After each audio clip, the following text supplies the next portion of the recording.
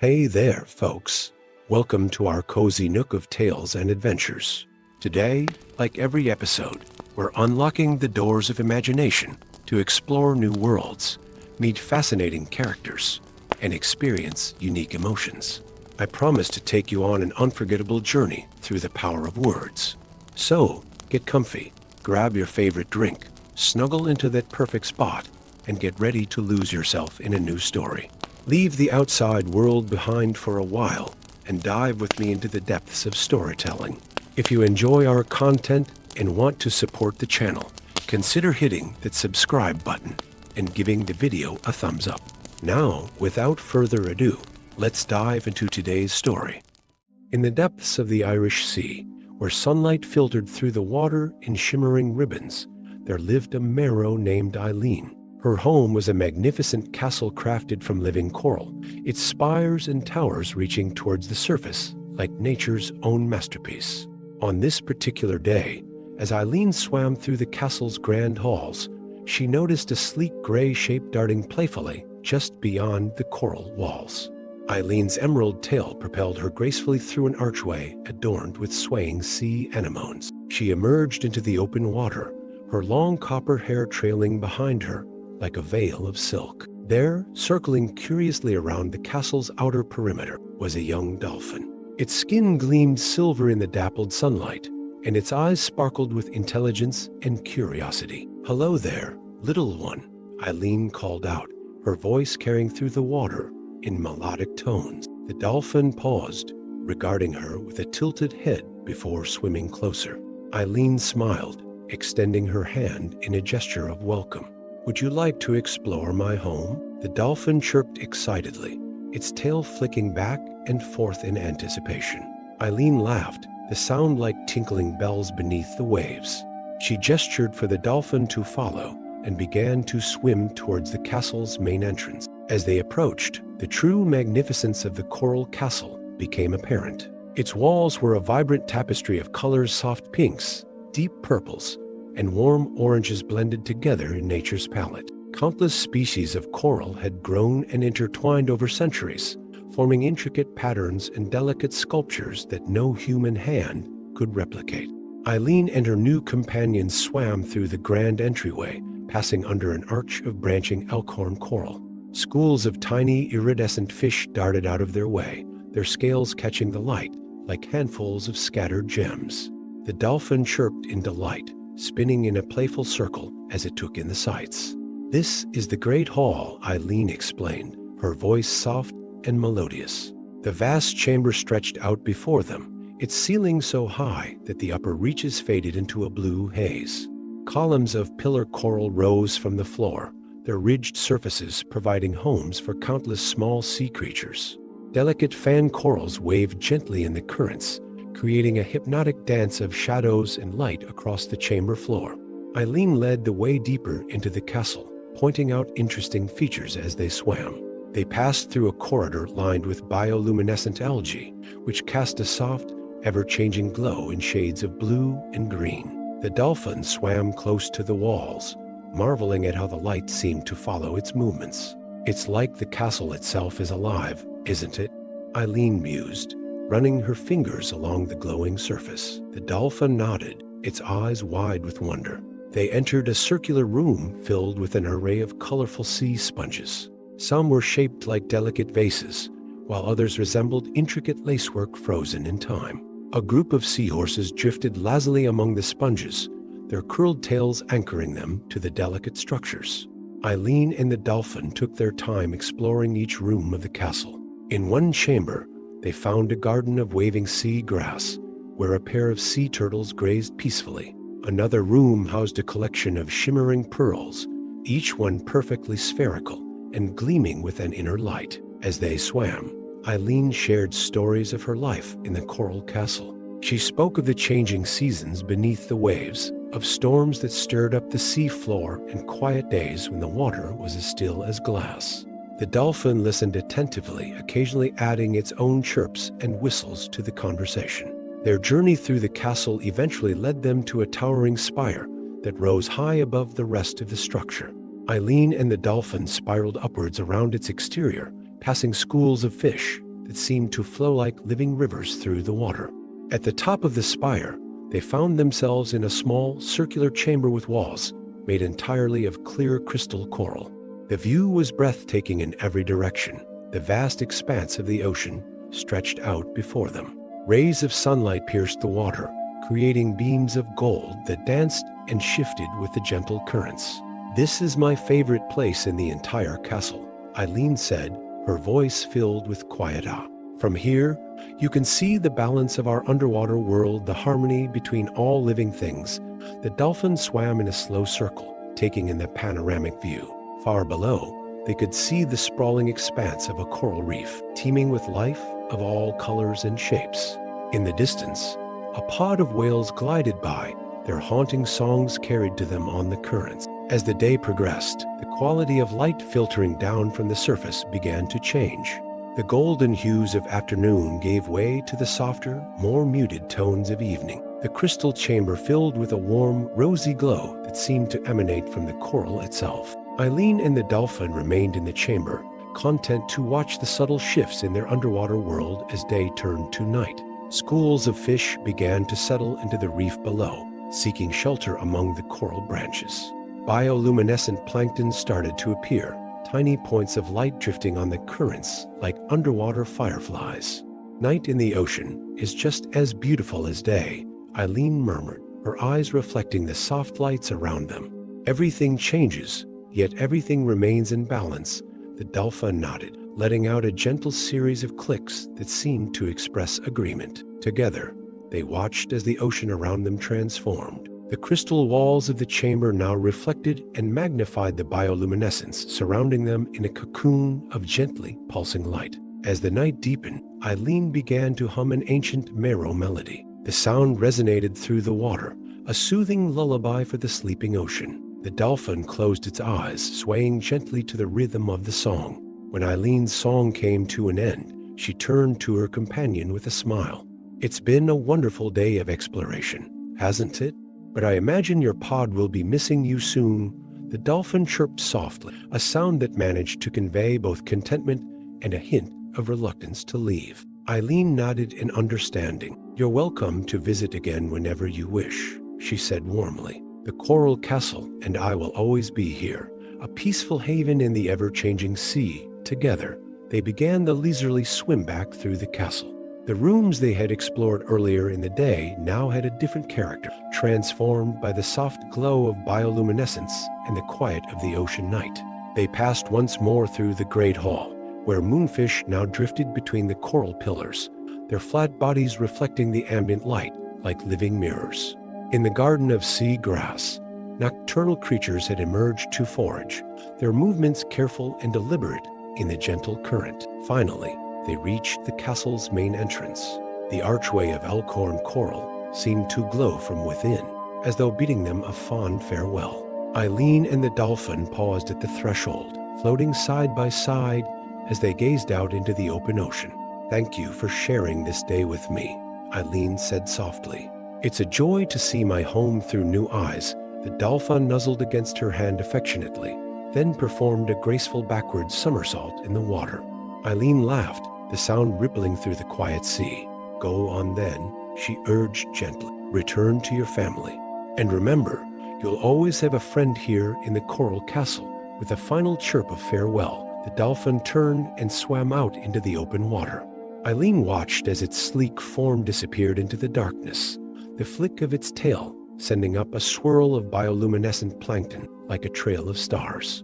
Eileen remained at the entrance of her coral castle for a long while, basking in the peacefulness of the night sea. The events of the day played through her mind like a pleasant dream, the joy of sharing her home, the wonder of seeing familiar sights anew through her companion's eyes. As the first hints of dawn began to lighten the water far above, Eileen finally turned and swam back into her castle. The coral walls seemed to embrace her, welcoming her home. She drifted through the quiet halls, trailing her fingers along the living walls, feeling the pulse of the ocean in every touch. In the timeless depths of the Irish Sea, the Coral Castle stood as a monument to the beauty and serenity of the underwater world. And within its walls, Eileen the Merrow found herself looking forward to whatever new adventures the tides might bring. Story 2.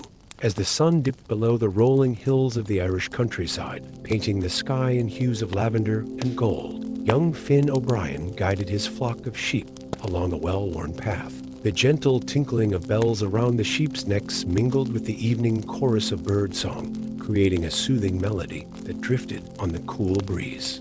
Finn's eyes, as green as the lush grass beneath his feet, scanned the familiar landscape. He had walked this path countless times, but tonight, something felt different. The air seemed to shimmer with an otherworldly quality, and the scent of heather and wild roses was more pronounced than usual. As he rounded a bend in the path, Finn's breath caught in his throat. There, nestled in a small hollow he could have sworn didn't exist yesterday, was a perfect circle of mushrooms glowing with a soft, ethereal light. The white caps of the fungi seemed to pulse gently, beckoning him closer. Finn hesitated for a moment, remembering the tales his grandmother had told him about fairy rings and the magical realm that lay beyond. But curiosity overcame caution, and he found himself drawn towards the glowing circle. The sheep, seeming to sense the magic in the air, settled contentedly on the grass nearby, their soft bleats fading into the background. With a deep breath, Finn stepped into the center of the fairy ring. The world around him shimmered and blurred, like ripples on a pond. When his vision cleared, he found himself in a place both familiar and utterly foreign. The glen he now stood in was bathed in a soft, silvery light that seemed to come from everywhere and nowhere at once. The grass beneath his feet felt like the softest velvet, cool and soothing against his skin. All around him, flowers of every imaginable color swayed gently in a breeze. He couldn't feel their petals shimmering with an inner light. Finn turned slowly, taking in the magical landscape. Towering trees with silver bark and leaves that glittered like starlight surrounded the glen. Their branches intertwined overhead, creating a canopy that allowed glimpses of a night sky filled with more stars than he had ever seen before. As he stood there, marveling at the beauty around him, a gentle melody began to fill the air. It started as a soft whisper, barely audible, but gradually grew until it enveloped the entire glen. The music was unlike anything Finn had ever heard before. It seemed to be composed of the rustling of leaves, the babbling of brooks, and the sighing of the wind, all woven together into a harmonious symphony. Drawn by the music, Finn began to walk deeper into the glen. As he moved, he noticed small lights flitting between the flowers and trees. At first, he thought they were fireflies, but as one passed close by, he realized with a start that they were actually tiny, winged beings, fairies. The fairies darted and danced through the air, leaving trails of sparkling dust in their wake. Their laughter sounded like tinkling bells, adding another layer to the enchanting music that filled the glen. Finn watched in wonder as they playfully chased each other, their wings shimmering in iridescent hues. As he continued his exploration, Finn came upon a small, crystal-clear stream that wound its way through the glen. The water seemed to glow from within, and as he knelt beside it, he could see smooth, colorful stones lining the bottom.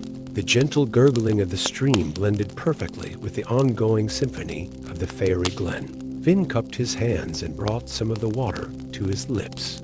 It was cool and sweet, more refreshing than anything he had ever tasted. As the water slid down his throat, he felt a sense of peace and contentment wash over him.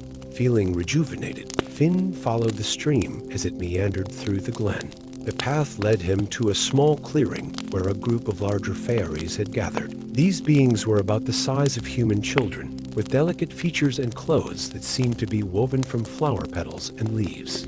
The fairies noticed Finn's approach, but didn't seem alarmed by his presence. Instead, they smiled warmly and beckoned him closer.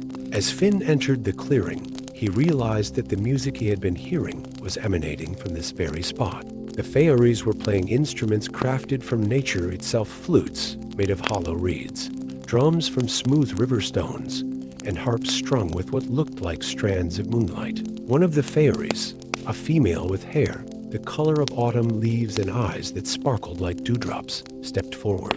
"Welcome, Finn O'Brien," she said, her voice as melodious as the music around them. "We've been expecting you." Finn's eyes widened in surprise. "You know my name?" he asked, his voice filled with wonder. The fairy laughed, a sound like wind chimes in a gentle breeze. Of course, we do. We've watched you tend your sheep in the meadows above for many moons. Your kind heart and gentle spirit have not gone unnoticed. She gestured to an empty spot in their circle. Won't you join us? The night is young, and we have many stories to share. Finn nodded eagerly and took a seat on the soft grass. As he settled in, he noticed that the ground beneath him seemed to mold to his body, cradling him in comfort. The fairies resumed their playing, the music swelling around them like a tangible presence. As the night deepened, the fairies took turns sharing ancient tales of their realm. They spoke of the changing of seasons, of great battles between light and dark fought long ago, and of the deep, abiding magic that flowed through all living things. Finn listened, enraptured, as each story unfolded like a vivid tapestry before his mind's eye. Between tales, the fairies taught Finn simple melodies on their magical instruments. His fingers danced across the moonlight harp strings, coaxing forth sounds that resonated with the very essence of the fairy glen. When he put his lips to the reed flute, the notes that emerged seemed to make the flowers sway and the leaves quiver in delight. As Finn played and listened, he felt a profound connection to this magical place and its inhabitants. The worries and cares of his everyday life seemed to melt away, replaced by a deep sense of peace and belonging. Time passed differently in the fairy glen. What felt like mere hours to Finn might have been days or even weeks in the world above, but he found that he didn't mind. Each moment was filled with new wonders and joyous discoveries. Eventually, as all things must, the gathering began to wind down. The music softened, becoming a gentle lullaby that seemed to make the very air shimmer with contentment. The fairies, their eyes heavy with pleasant fatigue, began to drift off to their homes in the hollows of trees and the hearts of flowers. The autumn-haired fairy who had first welcomed Finn approached him once more. "The night draws to a close, dear Finn," she said softly. "It's time for you to return to your world." Finn felt a pang of sadness at the thought of leaving, but he nodded in understanding. The fairy smiled gently and placed a small, smooth stone in his hand. It was warm to the touch and seemed to pulse with an inner light. "Keep this with you," she said. "Whenever you hold it and think of us, you'll hear the echoes of our music and feel the magic of this night." Finn clutched the stone to his chest, feeling its comforting warmth spread through him. "Thank you," he whispered, his voice thick with emotion. For everything, the fairy led him back to the mushroom ring where he had first entered their realm. As Finn stepped into the circle, he took one last look at the magical glen, committing every detail to memory. Then, with a shimmer and a blur, he found himself back in the familiar pasture, his sheep grazing peacefully nearby as if no time had passed at all. The first rays of dawn were just beginning to peek over the horizon, bathing the countryside in a soft, rosy glow. Finn took a deep breath, filling his lungs with the crisp morning air. Though he was back in his own world, he could still feel the magic of the fairy glen humming through his veins. With a smile, Finn gathered his flock and began the journey home. His steps were light, and his heart was full. As he walked, he hummed one of the melodies he had learned, and he could have sworn that the flowers along the path swayed in time with his tune. In his pocket, the fairy stone pulsed warmly, a constant reminder of the wondrous night he had experienced and the magic that existed just beyond the veil of the ordinary world. And Finn knew with absolute certainty that his life would never be quite the same again. Story 3. Mist clung to the ancient oaks like gossamer veils as Rowan made his way along the winding forest path. The early morning air was crisp and clean, filled with the earthy scent of damp leaves and rich soil.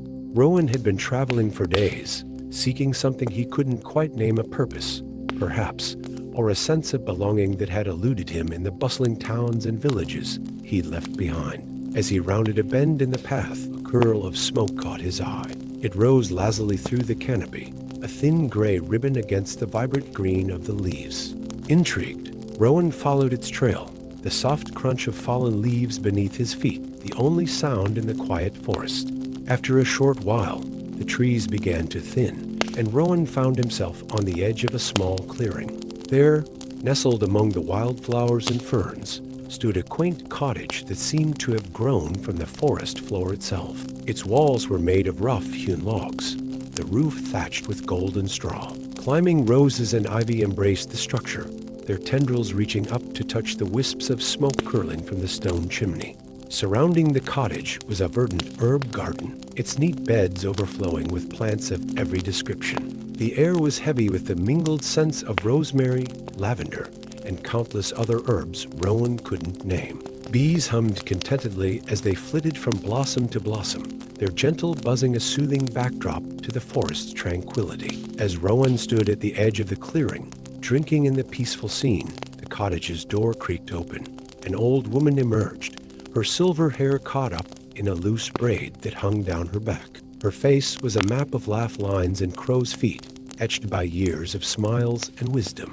Her eyes, a startling shade of violet, twinkled with warmth as they fell upon Rowan. "Well now," she called out, her voice as rich and smooth as honey. "It seems the forest has brought me a visitor. Come closer, young man. You look like you could use a warm hearth and a cup of tea." Rowan found himself drawn toward the cottage, his feet moving of their own accord. As he approached, the old woman who introduced herself simply as Bridget ushered him inside with a gentle hand on his shoulder. The interior of the cottage was just as charming as its exterior. A fire crackled merrily in the stone hearth, casting dancing shadows on the walls. Bundles of drying herbs hung from the rafters, filling the air with a complex bouquet of scents. Shelves lined the walls, crammed with jars of various sizes, each filled with mysterious powders, leaves, and liquids. Bridget gestured for Rowan to take a seat in a comfortable-looking armchair near the fire. As he sank into its cushions, he felt the weariness of his long journey begin to seep from his bones. The wise woman busied herself at a small stove, the quiet clink of cups and spoons a soothing counterpoint to the fire's gentle crackle. After a few moments, Bridget returned with 2 steaming mugs.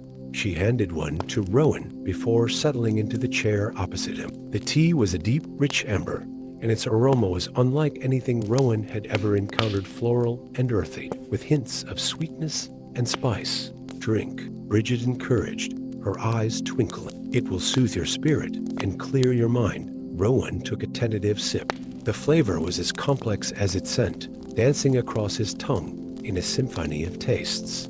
Almost immediately, he felt a sense of calm wash over him, as if the tea was somehow reaching the very core of his being. As they sat in comfortable silence, sipping their tea, Rowan found his gaze drawn to the objects around the room. Each shelf and surface held curiosities that begged to be examined: smooth river stones arranged in intricate patterns, feathers of every hue, crystals that seemed to glow with an inner light.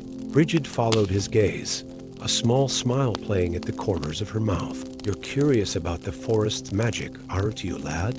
she asked, her voice gentle. Rowan nodded, somewhat sheepishly. "I've always felt there was more to the world than what most people see," he admitted, "but I've never known how to find it." Bridget's smile widened. "The magic is always there, young Rowan. It's in the whisper of the wind through the leaves, the burble of the stream over stones, the silent growth of a seed into a mighty oak. You just need to learn how to listen." And so began Rowan's education in the ways of the forest. As the day wore on, Bridget shared her vast knowledge, weaving tales of the magical creatures that dwelled in the deepest parts of the woods and the ancient spirits that guarded the land. She taught him how to identify the herbs in her garden and explained their various uses, some for healing, others for protection, and still others for opening one's mind to the unseen world around them. Rowan listened, enraptured, as Bridget described how to brew potions that could mend broken bones or lift troubled spirits. As twilight began to fall, Bridget led Rowan outside. The clearing was bathed in the soft, golden light of the setting sun, and the evening air was alive with the songs of birds settling in for the night. Fireflies began to emerge, their gentle lights flickering like earthbound stars among the herbs and flowers.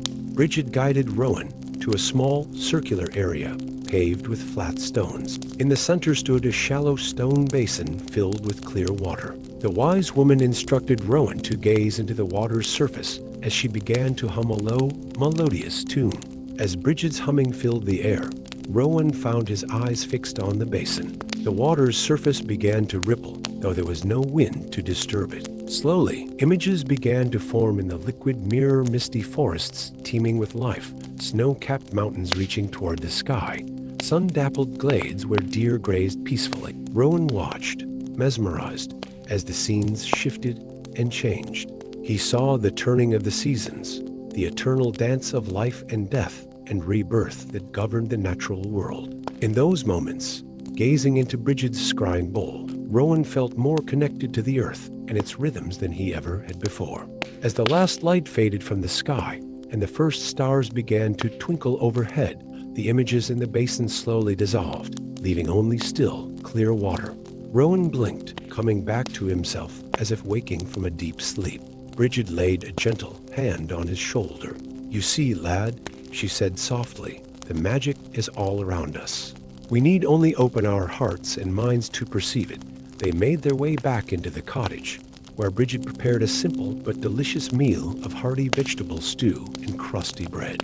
As they ate, she regaled Rowan with more tales of the forest's wonders, stories of shape-shifting foxes, of trees that walked under the light of the full moon, of flowers whose blooms could grant wishes if picked at just the right moment. As the night deepened, Rowan found himself yawning, the events of the day catching up with. Bridget showed him to a small, cozy bedroom tucked under the cottage's eaves. The bed was piled high with soft blankets and pillows that smelled of lavender and sweet grass. As Rowan settled in for the night, Bridget paused at the door. "Rest well, young Rowan," she said warmly. "Tomorrow, if you wish, I'll show you more of the forest's secrets." Rowan nodded sleepily, already half drifting into dreams filled with the magic he'd glimpsed that day. As sleep claimed him fully, he felt a sense of peace and purpose that had eluded him for so long. In the days that followed, Rowan continued to learn from Bridget. She taught him to read the signs of the forest, how to predict the weather by the behavior of animals, how to find his way by the stars, how to communicate with the trees and plants that surrounded them. Slowly but surely, Rowan began to see the world through new eyes. The forest, which had once seemed merely a collection of trees and plants, now revealed itself as a complex, interconnected web of life and magic. He learned to hear the whispers of the wind, to understand the language of birds, to sense the deep, slow thoughts of ancient trees. As the weeks turned to months, Rowan found that he no longer felt the restless urge to wander that had driven him for so long. He had found his place in the world, here in this magical glade with its wise guardian. And so, with Bridget's blessing, Rowan made the forest his home. He built his own small cottage near Bridget's, and together they tended the herb garden and kept watch over the woodland realm. In time, other seekers would find their way to the hidden glade, drawn by whispered tales of the wise woman and her apprentice, who knew the secrets of the forest. And always, in the heart of the ancient wood, the magic of the natural world continued its eternal dance, a quiet symphony of life and wonder for those who had learned to listen. Story 4. As the last rays of sunlight painted the Irish countryside in hues of gold and amber, Aisling found herself drawn to an ancient ring fort that crowned a nearby hilltop. The circular earthen walls, weathered by countless seasons, stood as a silent testament to times long past. Aisling had heard whispers in the village about this place, a fairy rath, they called it, where the veil between worlds grew thin and magic still lingered in the air. Her feet carried her forward of their own accord, the soft grass beneath her shoes giving way to the worn stone path that led to the fort's entrance. As she passed through the gap in the earthen walls, Aisling felt a subtle shift in the air around her. The sounds of the mundane world, the distant lowing of cattle, the rustle of wind through the trees seemed to fade away, replaced by an expectant hush. Inside the ring fort, Aisling found herself in a perfect circle of lush, emerald grass. Ancient trees stood as silent sentinels around the perimeter, their gnarled branches reaching towards the deepening twilight sky. As the last sliver of sun disappeared below the horizon, Aisling noticed a change coming over the rath. A soft, silvery mist began to rise from the ground, swirling gently around her ankles. The air grew thick with the scent of wildflowers, sweet honeysuckle, delicate bluebells, and fragrant meadowsweet. A warm breeze caressed her skin, carrying with it the faintest whisper of music. As Aisling stood transfixed, the mist began to coalesce into shimmering, translucent forms. Ethereal beings emerged from the silvery haze, the fair folk of Irish legend. They were beautiful beyond description, with features both delicate and timeless. Their bodies seemed to glow from within, casting a soft radiance across the rath. The fairies moved with impossible grace, their feet barely touching the ground as they began to form a circle. The music that had been merely a whisper now swelled, filling the air with a melody both familiar and utterly foreign. It was a song of the earth itself, the burbling of brooks, the rustle of leaves, the distant crash of waves upon the shore, all woven together into a tapestry of sound. Aisling watched, mesmerized, as the fair folk began to dance. Their movements were fluid and hypnotic, each step flowing seamlessly into the next. They twirled and swayed, their diaphanous garments shimmering in the ethereal light that seemed to emanate from the very air around them. As she observed the dance, Aisling felt a gentle tug at her heart, an inexplicable longing to join the magical circle. Just as the thought crossed her mind, one of the fair folk, a being with hair like spun moonlight and eyes that held the depths of ancient forests, turned to her and extended a graceful hand in invitation. Without hesitation, Aisling stepped forward and took the offered hand. The fairy's touch was cool and insubstantial, like mist made solid. As their fingers intertwined, Aisling felt a surge of energy course through her, as if the very essence of nature itself was flowing into her being. The fairy guide gently pulled Aisling into the circle, and she found herself swept up in the dance. To her amazement, her feet seemed to know the steps instinctively. She moved in perfect harmony with the fair folk, her body swaying and turning in time with the celestial music. As she danced, Aisling became aware of subtle changes occurring around her. The boundaries between her physical form and the world around her began to blur. She could feel the life force of the earth pulsing beneath her feet, the ancient wisdom of the trees at the edge of the rath, the wild freedom of the wind that rustled through the grass. Time lost all meaning within the fairy circle. Aisling could have been dancing for minutes or centuries. It all felt the same in this liminal space.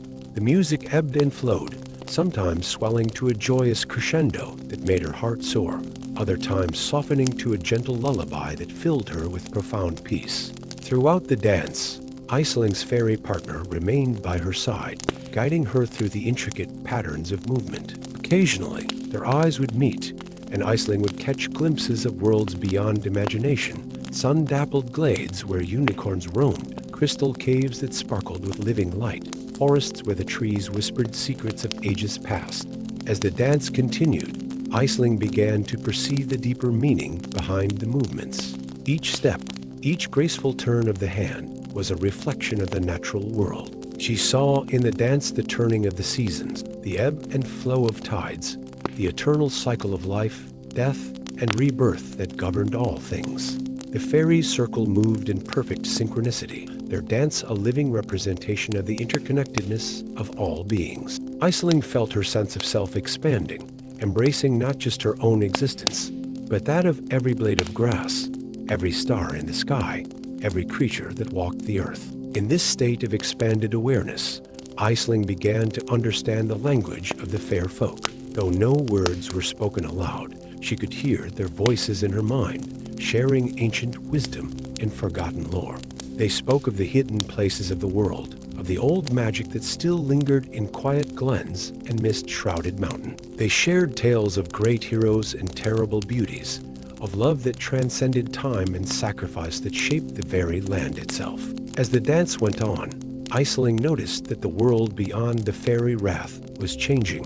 Day turned to night, and back again in the blink of an eye. Stars wheeled overhead, the moon waxed and waned in moments. Seasons passed in the span of heartbeats. Spring blossoms burst forth, only to be replaced by the lush growth of summer, which in turn gave way to autumn's fiery hues and winter's sparkling frost. Yet within the circle, all remained timeless and unchanging. The fair folk danced on, their beauty untouched by the passage of years. Aisling herself felt neither hunger nor fatigue, sustained by the pure joy of the dance and the magic that saturated the air. As the dance continued, Aisling began to perceive subtle shifts in the energy around her. The music, which had been constant throughout her time in the fairy circle, began to change. The melody became softer, gentler, with an underlying current of bittersweetness. Her fairy partner drew her closer, their movements slowing to a gentle sway. In that moment, a wordless understanding passed between them. The magical night was drawing to a close, and soon Aisling would need to return to her own world. With infinite gentleness, the fairy began to guide Aisling towards the edge of the circle. As they moved, the other fair folk gathered around them, their luminous forms creating a corridor of light. Each fairy reached out to touch Aisling as she passed, their ethereal fingers leaving trails of tingling warmth on her skin. When they reached the boundary of the wrath, Aisling's partner released her hand. For a moment, they stood facing each other, mortal and immortal, connected by the shared magic of the night. The fairy reached out and touched Aisling's forehead lightly. In that touch, Aisling felt a final surge of energy and understanding flood through her. Then, with a smile that held all the beauty and mystery of the Fae realm, the fairy stepped back into the mist that was once again rising from the ground. Aisling watched as the fair folk faded from view, their forms becoming indistinct and then vanishing altogether. The music, too, faded away, leaving behind a silence that was somehow richer and more profound than any she had known before. As the last traces of mist dissipated, Aisling found herself standing alone in the ancient ring fort. The first light of dawn was just beginning to touch the eastern sky, turning the world to soft shades of pearl and rose. Birds were starting to stir, their morning songs a gentle counterpoint to the lingering echoes of fairy music in her mind. Aisling took a deep breath, filling her lungs with the cool morning air. Though she was once again in the mortal world, she could feel that something fundamental had changed within her. The magic of the fairy dance had left its mark, opening her eyes to the wonder and beauty that existed in every moment, in every breath.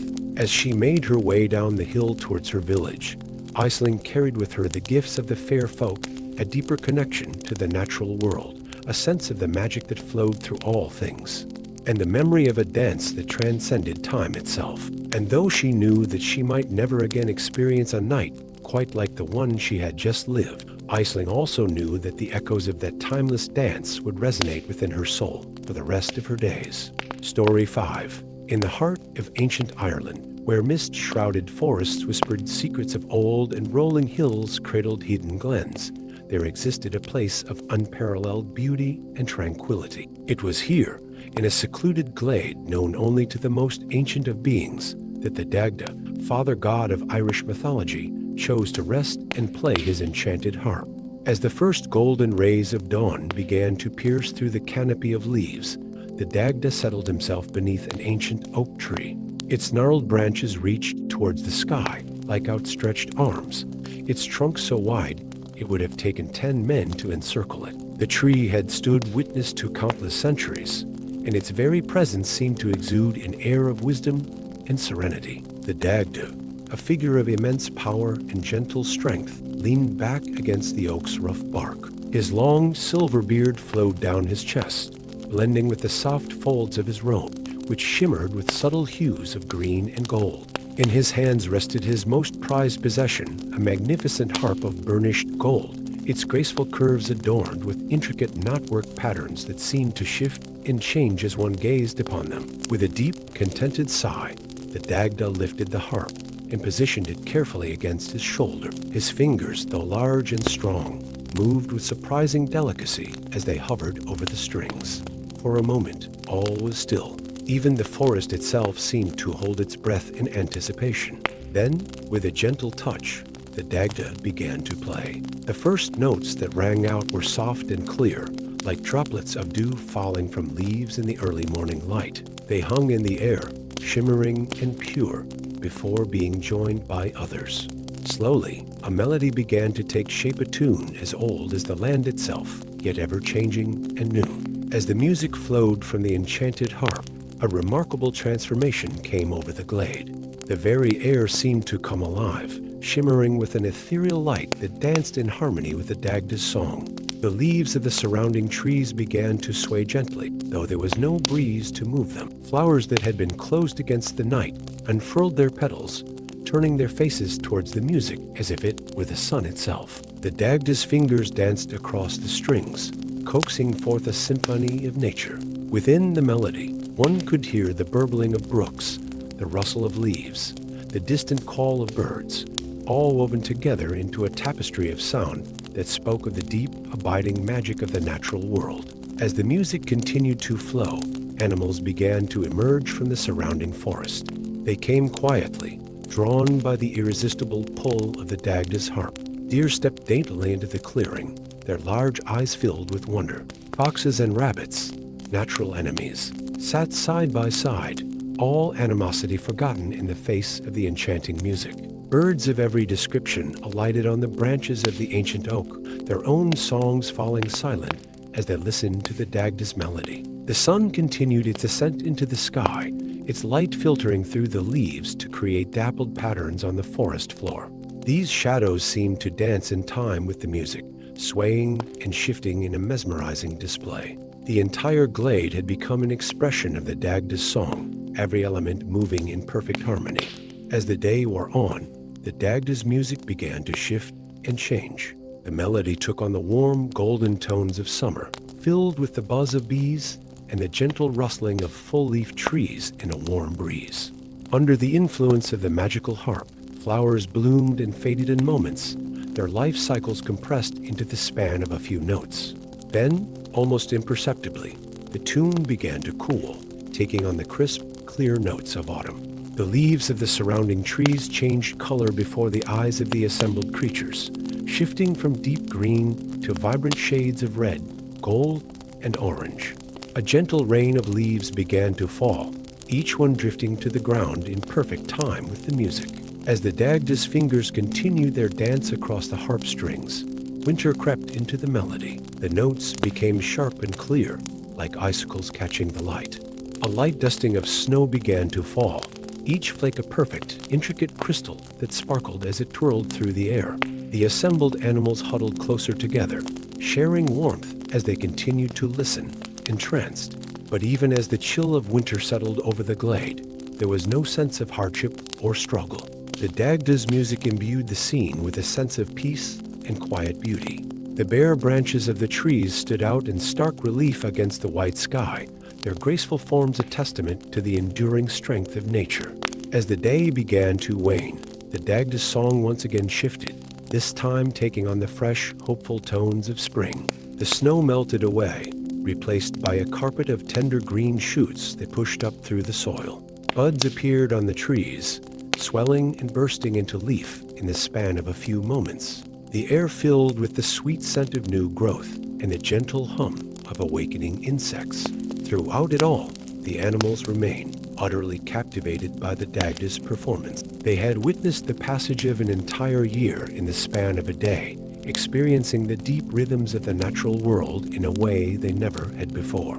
The magic of the Dagda's harp had opened their eyes to the interconnectedness of all things, the eternal dance of life and death and rebirth that governed the world. As the sun began to set, painting the sky in brilliant hues of orange and pink, the Dagda's song began to gentle.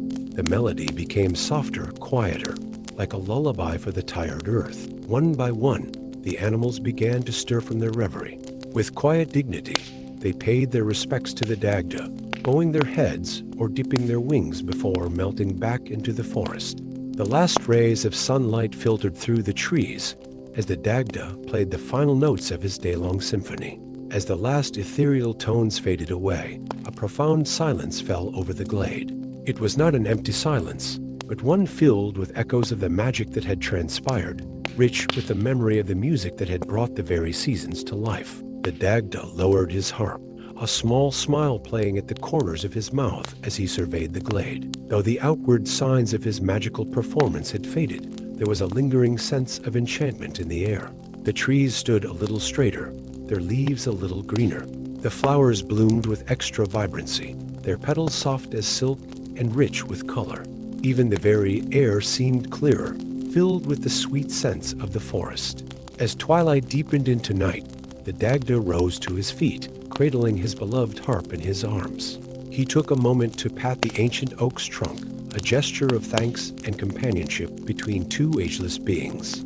Then, with a nod of satisfaction, he began to make his way out of the glade. Though the Dagda was leaving, the magic of his music remained. It lingered in the soft rustle of leaves, in the gentle flow of the nearby stream, in the quiet breath of wind through the branches.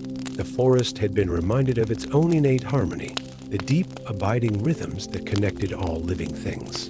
And so, as darkness fell and the first stars began to twinkle in the velvet sky, the glade settled into a peaceful slumber. The day's enchantment had woven itself into the very fabric of the place, creating a sanctuary of tranquility that would endure for ages to come. Here, in this hidden corner of the world, the echoes of the Dagda's magical harp would continue to resonate, a gentle reminder of the enduring power of music and the timeless beauty of the natural world. Story 6. As twilight draped its velvet cloak over the rolling hills of the Irish countryside, Niamh found herself wandering along a winding path that led away from her village. The day's warmth lingered in the earth beneath her feet, and the air was heavy with the sweet scent of heather and wild roses. Niamh hadn't intended to stray so far from home, but something in the quiet beauty of the evening had drawn her onwards, step by step, until the lights of the village had faded into the distance behind her. As the last traces of daylight slipped away, a full moon rose above the horizon, bathing the landscape in a soft, silvery glow. Niamh paused atop a small hill, marveling at the tranquil scene before her. Fields of tall grass rippled like a ghostly sea in the gentle night breeze, and ancient stone walls traced shadowy lines across the moonlit land. It was then that Niamh heard the soft sound of hoofbeats approaching from somewhere in the misty darkness.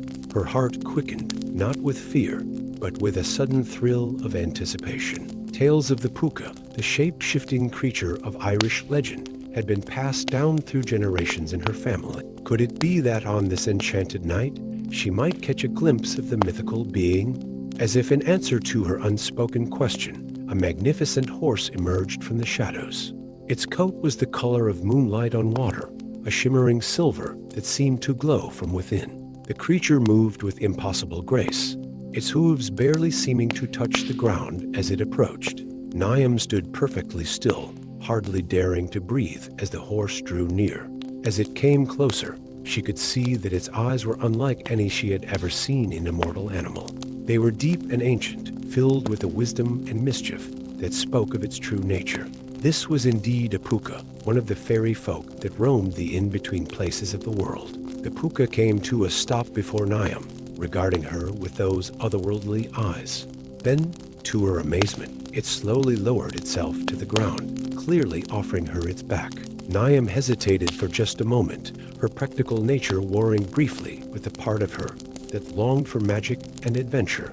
In the end, there was really no choice at all. With a grace she didn't know she possessed, Niamh climbed onto the puka's back.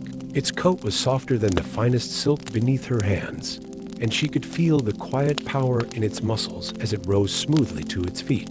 There was no saddle or bridle, but Niamh found she didn't need them. She felt perfectly secure, as if some invisible force held her gently in place. Without a sound, the puka began to move. Its gait was smooth and effortless, and Niamh marveled at how the landscape seemed to flow around them like water. They traveled across moonlit fields and through hushed forests, the only sounds the whisper of the breeze and the occasional soft hoot of an owl. As they rode, Niamh became aware of subtle changes in her perception. Colors seemed more vivid, even in the monochrome light of the moon. She could pick out individual leaves on distant trees and see the delicate patterns on moths' wings as they fluttered by. The sense of the night air became richer and more complex. She could distinguish the sharp green smell of pine needles, the earthy aroma of moss, and the sweet perfume of night-blooming flowers. The puka seemed to know exactly where Niamh's gaze fell, slowing or changing direction to allow her to fully appreciate particularly beautiful vistas or interesting sights. They paused at the crest of a hill, looking out over a valley where a river wound like a ribbon of silver through the darkened land. In a meadow below, a herd of deer grazed peacefully, their forms ethereal in the moonlight. As they continued their journey, Niamh found herself relaxing completely. The rhythmic movement of the puka beneath her and the quiet beauty of the night soothed away all her cares and worries. She felt as if she were seeing her homeland through new eyes, appreciating its magic and mystery in a way she never had before. The puka carried her through a dense forest, where ancient trees stood like silent sentinels. Their gnarled branches formed a canopy overhead, creating patterns of light and shadow on the forest floor. Here and there, tiny points of light danced in the air, fireflies engaged in their nightly ballet. Emerging from the forest, they found themselves on a cliff overlooking the sea. The moon's reflection shimmered on the gently rolling waves, creating a path of light that seemed to stretch to the very edge of the world. The salting breeze carried the distant cries of seabirds and the soothing rhythm of waves against the shore. Throughout their ride, Niam noticed other magical beings flitting at the edges of her vision. A group of tiny fairies danced above a bubbling stream, their wings catching the moonlight like prisms. A fox with multiple tails watched them pass from atop a moss-covered stone wall, its eyes glinting with intelligence. Once, she could have sworn she saw the misty form of a giant striding across a distant hillside, but it vanished like morning dew when she tried to focus on it. The puka seemed to have an innate sense of the hidden wonders of the land. It carried Niam to places she had never known existed, hidden glens where flowers bloomed that she had never seen before, their petals glowing softly in the darkness. They passed by ancient stone circles, their weathered monoliths standing in silent testimony to long-forgotten rituals and beliefs. As they rode, Niam found herself slipping into a state of peaceful contemplation. The boundaries between her physical form and the world around her seemed to blur. She could feel the life force of the earth pulsing beneath the puka's hooves, the ancient wisdom of the trees, and the wild freedom of the wind that played with her hair. Time lost all meaning on this magical ride. Niam couldn't have said whether they had been traveling for hours or days. The moon remained full and bright overhead, never seeming to move across the sky. Yet she felt no fatigue, sustained by the pure joy of the experience and the magic that saturated the air. Eventually, Niam began to notice familiar landmarks. The puka was bringing her back towards her village, though by a route she had never known existed. As they crested the final hill, Niam saw her home in the distance, its windows warm with lamplight. The puka came to a gentle stop in the same spot where Niam had first encountered it. With the same grace it had shown throughout their journey, it lowered itself to allow her to dismount easily.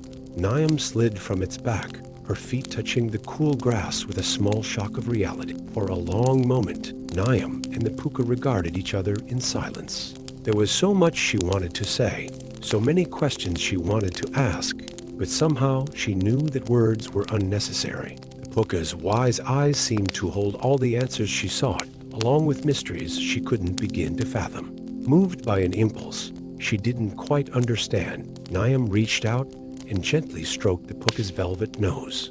Its breath was warm against her palm, smelling of wild herbs and moonlight. Then, with a soft whicker that sounded almost like laughter, the puka turned and began to walk away. Niam watched as it faded into the misty darkness, its silvery coat blending with the moonlight until she could no longer distinguish its form. As Niam made her way back to her village, she felt profoundly changed by her experience. The magical ride had opened her eyes to the wonder and beauty that existed in every moment, in every breath. Though she knew she might never again experience a night quite like this one, she also knew that the memory of the puka's moonlight ride would stay with her always, a reminder of the magic that lurked just beyond the veil of the ordinary world.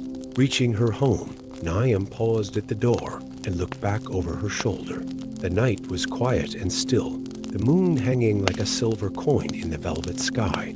And just for a moment, she thought she saw a flicker of movement on the distant hill, a flash of silvery coat in the moonlight. Smiling to herself, Niam went inside, carrying with her the magic of the night and the promise of adventures yet to come. Story 7. As the sun dipped below the horizon, painting the sky in hues of lavender and gold, Seamus found himself standing before an ancient mound rising from the Irish countryside.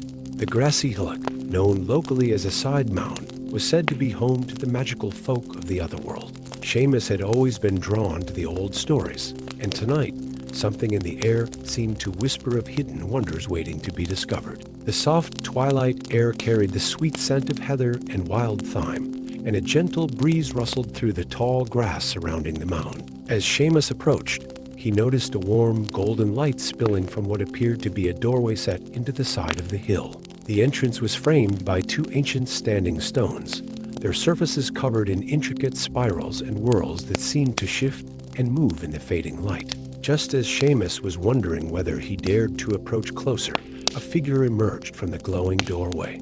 It was a woman of otherworldly beauty, her long silver hair flowing like moonlight around her slender form. Her eyes, the color of summer leaves, regarded Seamus with warmth and a hint of amusement. "Welcome, weary wanderer," she said, her voice as melodious as a mountain stream. "We've been expecting you. Won't you join us for our feast?" Before Seamus could respond, he found himself being gently guided through the doorway. As he crossed the threshold, a wave of warmth and the most delightful fragrances washed over him. The narrow passageway quickly opened up into a vast hall that seemed to stretch endlessly in all directions. The ceiling arched high overhead, supported by columns that looked like living trees, their branches intertwining to form intricate pattern. Countless candles floated in the air, their flames flickering like starlight and casting a warm, golden glow throughout the space. Long tables stretched as far as the eye could see, each one laden with a sumptuous feast. The aroma of roasted meats, freshly baked bread, and sweet fruits filled the air. Goblets of silver and gold caught the light, filled with what Seamus guessed must be the finest wines and meads. All around the hall, the side folk moved with ethereal grace. Their laughter sounded like silver bells, and their voices rose and fell in a melody more beautiful than any Seamus had ever heard. Some danced in intricate patterns that seemed to weave the very fabric of magic, while others engaged in animated conversations, their eyes sparkling with mirth and ancient wisdom. The woman who had greeted Seamus led him to a place at one of the tables.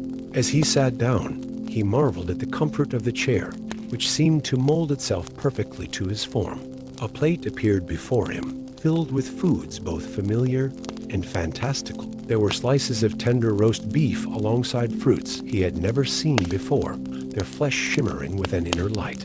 A goblet of deep red wine materialized at his right hand, its bouquet rich and inviting. As Seamus began to eat, he found that each morsel was more delicious than anything he had ever tasted. The flavors danced on his tongue, complex and satisfying. The wine was smooth and warming, filling him with a sense of contentment that seemed to reach to his very soul. All around him, the side folk talked and laughed, their conversations flowing like a gentle river. Seamus found himself drawn into their stories, tales of ancient magics and timeless beauty. They spoke of hidden glens where flowers bloomed that had never been seen by mortal eyes, of deep forests where the trees whispered secrets of ages past, and of starlit nights when the very air shimmered with possibility. A group of musicians had gathered near the center of the hall, their instruments unlike any Seamus had ever seen. There were harps made of living vines, their strings glowing softly, and flutes carved from crystal that caught and refracted the candlelight. As they began to play, the music filled the hall, weaving through the air like a tangible force. It was a melody that spoke of joy and sorrow, of the turning of seasons, and the eternal dance of the stars. As the feast continued, Seamus found himself losing all sense of time. The hall seemed to exist in a realm apart from the mundane world, where minutes could be centuries and hours could pass in the blink of an eye. He felt no hunger or thirst, no fatigue or worry. All the cares and concerns of his everyday life had melted away, replaced by a deep sense of peace and wonder. Throughout the evening, different side folk would approach Seamus, each one eager to share a story or show him some marvel of their magical realm. An elderly side with eyes like deep pools of water conjured images in the air, showing Seamus visions of far-off lands and long-ago times. A young side maiden taught him a dance that made him feel as though he were floating on air, his feet barely touching the ground as they twirled and spun. As the feast went on, Seamus noticed subtle changes in the great hall. The tree-like columns seemed to sway gently, their leaves rustling in a breeze he couldn't feel. The candles floating overhead shifted in color, sometimes burning with the cool blue flame, other times warming to a soft golden glow. Even the very air seemed alive with magic, shimmering faintly with motes of light that danced and swirled with every movement. At one point, a hush fell over the gathering as an ancient side rose to speak. His beard was long and white, flowing down to his waist, and his eyes held the wisdom of millennia. In a voice that rumbled like distant thunder, he began to recount the history of the side folk, a tale that stretched back to the very formation of the world. Seamus listened, enraptured, as the Old One spoke of the great battles between light and dark, of the forging of magical artifacts of immense power, and of the deep connection between the side and the natural world. As he spoke, the air around him shimmered, and Seamus could almost see the events unfolding before his eyes. When the tale was done, the music swelled once more, and the feasting and merriment continued with renewed vigor. Seamus found himself drawn into a circle dance, his hands clasped with those of the side on either side of him. As they moved in intricate patterns, he felt a surge of energy flowing through him, connecting him to the dancers, to the hall, to the very earth beneath the mound. As the dance wound to a close, Seamus realized that he felt no exhaustion, no ache in his legs from the vigorous movement. Instead, he felt invigorated, filled with a vitality he had never experienced before. The magic of the side feast had rejuvenated him in body and spirit. Eventually, though time had lost all meaning, Seamus began to feel a gentle tug at his heart, a reminder of the world he had left behind. The silver-haired woman who had first welcomed him appeared at his side, her green eyes twinkling with understanding. "The mortal world calls to you," she said softly. "It is time for you to return." Though a part of him wished to stay in this magical realm forever, Seamus knew she was right. With a nod of gratitude, he allowed her to guide him back towards the entrance of the hall. As they walked, the side folk they passed offered warm smiles and gentle touches, bidding him farewell. At the threshold, the woman pressed a small, smooth stone into Seamus's hand. It was warm to the touch and seemed to pulse gently with an inner light. "Keep this with you," she said. "When you hold it and think of us, you'll feel the echoes of this night and know that you are always welcome among the side." With a final smile, she gestured towards the passageway. Seamus took a deep breath, filling his lungs with the magical air of the side mound one last time, then stepped through the doorway. As he emerged into the cool night air, he turned to look back, but the entrance had vanished, leaving only the grassy slope of the mound. The full moon hung low in the sky, bathing the landscape in silver light. As Seamus made his way home, he felt forever changed by his experience. The magic of the side feast had opened his eyes to the wonder and beauty that existed just beyond the veil of the ordinary world. And though he knew he might never again experience a night quite like this one, he also knew that the memory of the side mound's welcoming feast would stay with him always, a warm light in his heart to sustain him through all the days to come. Story 8. The Selkies' seaside cottage. As the last rays of sunlight painted the sky in hues of amber and rose, Finn O'Brien stood at the edge of a weathered cliff, his eyes fixed on the horizon where the sea met the sky. The salty breeze tousled his graying hair, carrying with it the plaintive cries of seagulls returning to their nests. Below, waves lapped gently against the rocky shore, their rhythmic sound a constant companion to the lonely fisherman. Finn had lived his entire life in this small coastal village, his days marked by the ebb and flow of the tides and the changing seasons. But as the years passed, he found himself longing for something more, a deeper connection to the land and sea that had shaped him. It was on one of his solitary evening walks along the shoreline that Finn first spotted the abandoned cottage. Nestled in a small cove, partially hidden by a cluster of wind-bent trees, the little stone house stood silent and neglected. Its thatched roof sagged in places, and wildflowers had claimed the once tended garden. Yet there was something about the cottage that called to Finn, like a whisper on the wind. Curiosity piqued, he made his way down the narrow path to the cove. As he drew closer, he noticed details that spoke of the cottage's former charm: a hand-carved door knocker in the shape of a seashell, weathered blue shutters framing cloudy windows, and a stone chimney that still stood proud against the elements. Finn's calloused hand hesitated for a moment before grasping the iron door handle.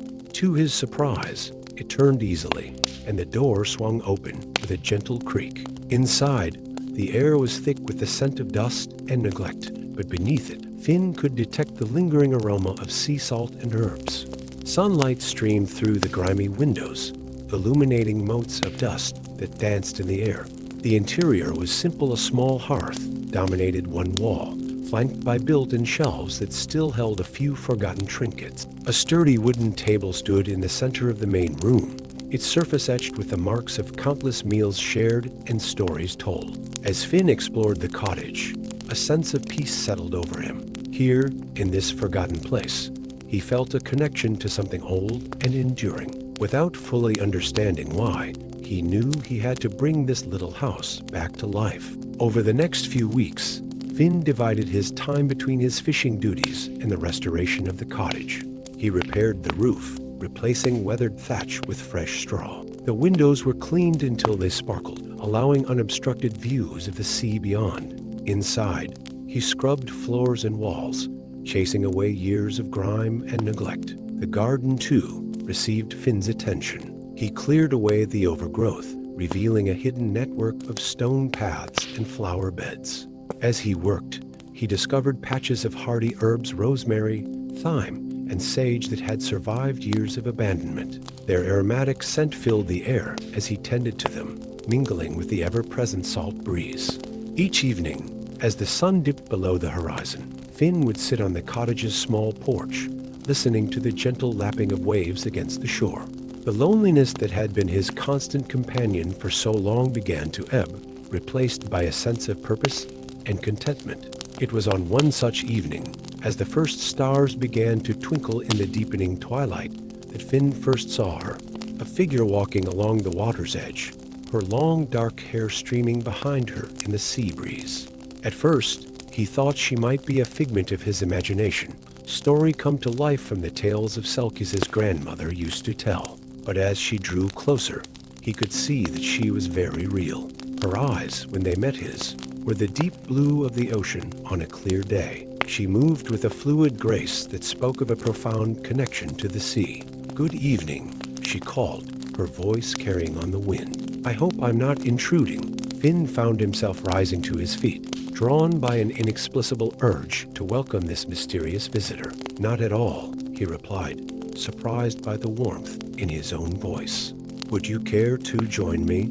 The woman Moira, she introduced herself, accepted his invitation with a smile that seemed to illuminate the gathering dusk. As they sat together on the porch, Finn found himself sharing the story of how he had discovered the cottage and his efforts to restore it. Moira listened intently, her eyes sparkling with interest. When Finn finished, she began to speak of the sea of hidden coves and underwater gardens, of the songs of whales echoing through the depths, and of the dance of moonlight on the waves. Her words painted vivid pictures in Finn's mind, awakening a sense of wonder he hadn't felt since childhood. As the night deepened around them, a comfortable silence fell. The rhythmic sound of the waves provided a soothing backdrop to their quiet companionship. Finn found himself feeling more at peace than he had in years. When Moira finally rose to leave, the moon was high in the sky, casting a silvery path across the water. "May I return tomorrow?" she asked, her voice soft in the night air. "I'd like that very much," Finn replied, surprised by how much he meant it. And so began a new chapter in Finn's life. Each evening, as the sun began its descent towards the horizon, Moira would appear, walking along the shore. Sometimes they would sit on the porch, sharing stories and watching the stars emerge. Other times, they would walk together along the beach, their footprints leaving temporary marks in the sand before being washed away by the tide. Moira brought with her a wealth of knowledge about the sea and its creatures. She taught Finn to read the patterns of the waves, to understand the language of the wind, and to see the beauty in the smallest tide pool creature. Under her guidance, he began to see his familiar world with new eyes. In return, Finn shared with Moira the quiet joys of tending to the cottage and its garden. Together, they planted new flowers and vegetables, their hands working side by side in the rich earth. The cottage, once abandoned and forgotten, began to thrive under their combined care. As the weeks passed, Finn found himself looking forward to the evenings with an eagerness he hadn't felt in years. The loneliness that had been his constant companion slowly faded, replaced by a deep contentment and a growing affection for his mysterious friend. Yet there was something about Moira that remained elusive. She never spoke of her past or where she came from, and she always left before the night grew too late.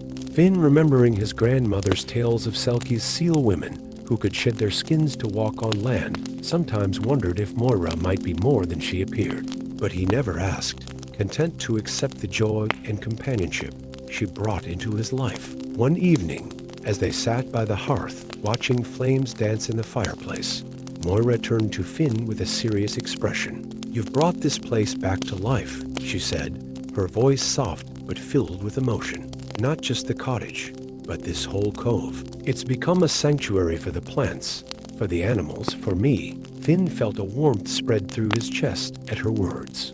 "It's become a sanctuary for me too," he replied. "I never knew how much I needed this place, and the peace it's brought me." Moira's smile was radiant in the firelight. "That's the magic of this coast," she said. "It has a way of giving us what we need, if we're open to receiving it." As the fire crackled softly and the scent of wood smoke mingled with the ever-present sea air, Finn realized that he had found something he hadn't even known he was seeking. In this small cottage by the sea, with the company of his enigmatic friend, he had discovered a sense of belonging and contentment that had eluded him for so long. The nights grew longer, and the air took on the crisp edge of autumn. Still, Moira continued to visit, her presence as constant as the tides. Together, they watched the seasons change, marked by subtle shifts in the sea and sky. Finn no longer questioned the nature of their relationship or wondered about Moira's true identity. He had learned to find joy in the present moment, to appreciate the simple beauty of their shared evenings and quiet conversations.